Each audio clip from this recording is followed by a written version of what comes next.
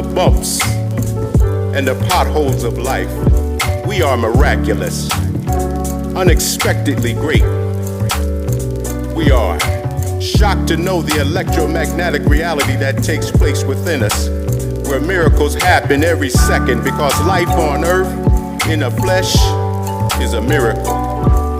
Miraculous because we were. Hello everyone, my name is James Graham. I'm from the Academy of Divine Poetry and Urban Expression, and today we have a very special guest, Miss Shannon Mack. How you doing today, Shannon? I'm great. Awesome. You great.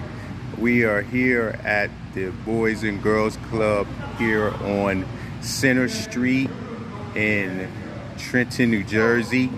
They just had an extravagant program, and she's here to talk about the program that she just had, her poetry life, and all the things that she's got going on right now. Give us some information about the poetry. Give us some information about the program that you just had. A great program honoring children writing their own books and being uplifting their community. Give us a taste of what that was like for you. It was free because it was like my mentor, Doc Loan's legacy lives on, because he did it for me and he taught me how to do it. And that seed he planted in me, I continue to plant in the youth. And they wrote stories, elaborate stories, and for their age you would not have thought that they would have written such stories in detail. And awesome. You know, we got to their core, and the exposure, that one taste of exposure will carry them a long way. What are the ages of the children that wrote the book? The ages? 5 to 10 years old. Awesome. Now, the book is covering on their experiences, or is just something that they chose to write based on something that was given to them to write on, or it was based on their experiences? It was based on pure imagination. Yeah. Their creativity and their imagination. Awesome. And if it stemmed from family, I have one child wrote about a family outing. Most kids wrote about trips to the park and, dogs and sharks and turtles, life experiences. Okay. Now, you were speaking earlier about your mentor. Now, tell us about your poetry and how you started your poetry. And this is how we know each other, through the poetry. So tell us about the poetry life and your love for poetry.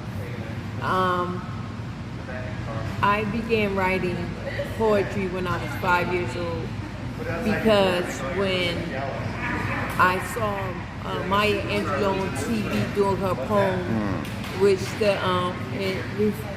the refrain was "a rock, a river, in a tree," and that poem has stuck with me for aeons.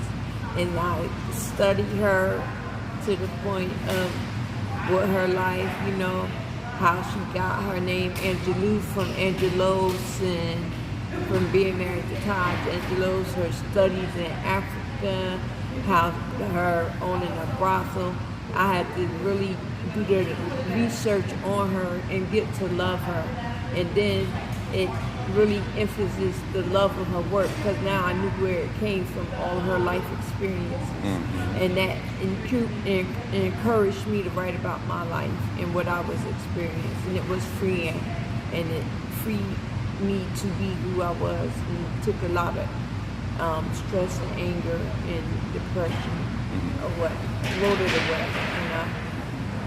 Now, going to your mentor, you talked about Doc Long and how you was raised in poetry through Doc Long. I met Doc Lone when I started working at Junior 3, which was Trent.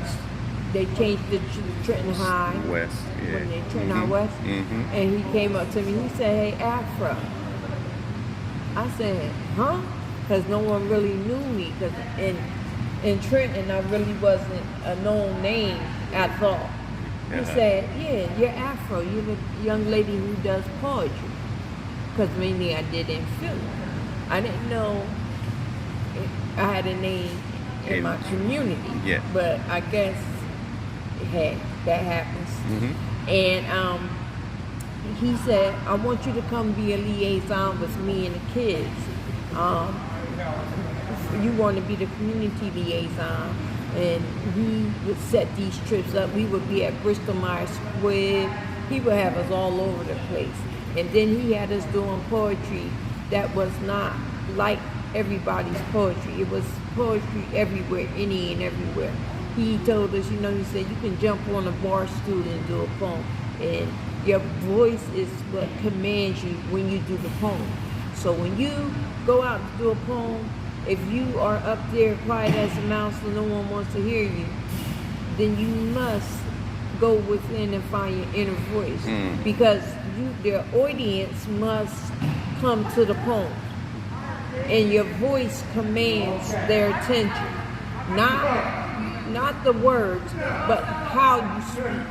And how do you want to be heard? And how do you want to be understood? And that becomes a part of your performance, your presence, and your style.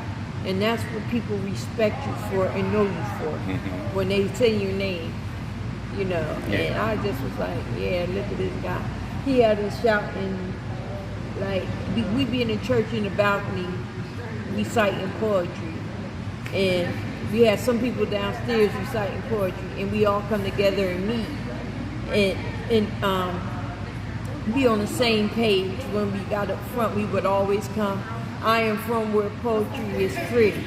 Open your mind." We were trained to be the words that we sought to be. Yes. Awesome. Now, you are doing some poetry events in Trenton. What are some of the events that you have promoted and just enjoy the most? I really enjoyed the Doc Lone Poetry in Window series that started last year. Yeah. Not only because he's my mentor, but it reminds me that he's still alive and he's still here and his dream is still alive. And I get to see all the people we influenced. Yeah. And it transcended beyond being black or white. It was just words, it was poetry. It had no color. Yes. It had a soul, but it didn't have a color. Yes. We had to look beyond that to get to the heart of the matter. Yes. It's just poetry. Yes. That's one of the things I like the best about our poetry family that we have here in Trenton, New Jersey. There is no color. I mean, even though, everything goes on in the world, but we still understand when it comes to poetry, there is no color. And we get to relate to each other through words, through a frequency, through a vibration that just is uplifting, or telling the story of life that we can truly grab hold to, or sing a song, right? And down at Classic Books Open Mic, we've always just embraced that reality so that, we just uplifting each other. So it is so glad to be with you and finally get your interview in, Shannon. I've been knowing you for a while, but we've been planning this for a while too. Well, I had to get where you were doing your thing at. I couldn't get you down there but I thank you for coming. It's a lot. Yes. It meant a lot to my kids. Yes. Because that's where it's at. That's where it's at. If we don't train them up to be that way, they'll never appreciate it when they get older. Yeah. And that's something that I genuinely want to encourage, the appreciation of the arts and talent. Yes. Whether you sing, write, flip, dance, we do it all at Classics, and that's what I like about Classics. We are just a talent agency on the go, whether Yeah. we're outside or inside. Yes, Yeah. we do it. We do it in a very big way, in a very blessed way. And I want to thank you for being a part of it. Um, Keep on striving, keep on teaching these kids, keep on uplifting the community, keep on doing what you're doing. We appreciate you so much. And listen, if you could give us a short poem off the top, because this is how we know you. You don't hold no bars. Now just a short one off the top. You ain't gotta do what you know we do at Classics. Just give us something short off the top if you want to bless us. Miss Shannon Mack. To be chosen, the dream, the desire to be free, to be accepted just for being who you are, to be chosen. I just desire this in my lifetime. And it's a dream coming true, walking in a purpose granted by God, because he said, in the beginning, it was I, Word, and the Word was with me. And I knew you before you were born and created, and I knew that you would make the words of life. Breathe into them, because you have the existence that I put in you, and I shone on you, and you are my child. I choose you because you are poetry, manifesting, cocooning, butterflying, the beautiful, beautiful soul of you becoming, because you are chosen. Awesome. So you know what she does now. Y'all know how she do it. Miss Shannon Mack, we thank you for being a part of this interview. We thank you for being who you are. And like you said, keep on doing what you're doing for the poetry family and the community and in the city of Trenton. Thank you. Thank you. To our miraculous life.